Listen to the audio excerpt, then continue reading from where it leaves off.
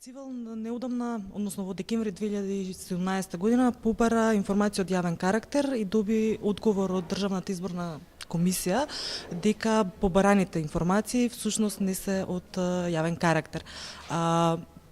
На крај излезе дека некои од тие информации кои што ние ги побаравме всушност се од јавен карактер. Тоа беше поврзано со исплатите нели на членовите на ДИК и на крај ги дознавме за кои суми се работи. Дали можеме да очекуваме разгледување повторно на истото барање и конкретен одговор и документација за тоа што е побарано?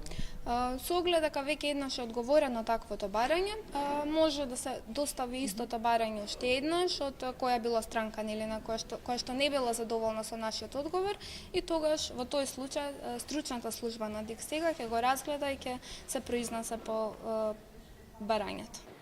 Во однос на изборот на Државната изборна комисија, согласно изборниот законник кој што во моментов е на сила, изборот, односно распишувањето на оглас и целата постапка за избор на членови на Државната изборна комисија во надлежност на Собранието на Република Македонија.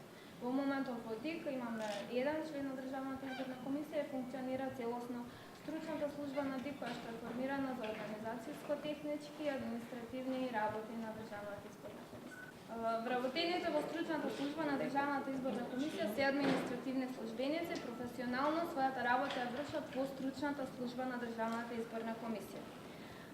Изборниот систем, односно целиот изборен процес во Република Македонија функционира на системот на изборен циклус, односно и во моментов во кој што нема изборен процес, професионалниот орган, односно Државната изборна комисија и нејзината стручна служба треба да работи на евалуација на изборите кои што се одржале претходно и на подготовки за изборите кои што ќе следуваат редовно, а кои што од сега знаеме дека наредната година како пример имаме претседателски избори. Во овој момент стручната служба на Државната изборна комисија работи на реализација на 6-месечен план кој што го донесовме во текот на минатата недела. Во меѓувреме изготвивме евалуација на изборниот процес.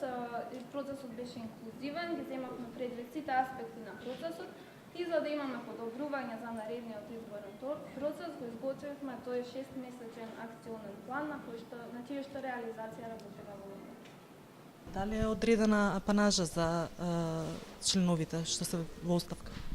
Оние членови кои побарале на апанажа, секако согласно законот им следува тоа, да, ја добиваат апанажа.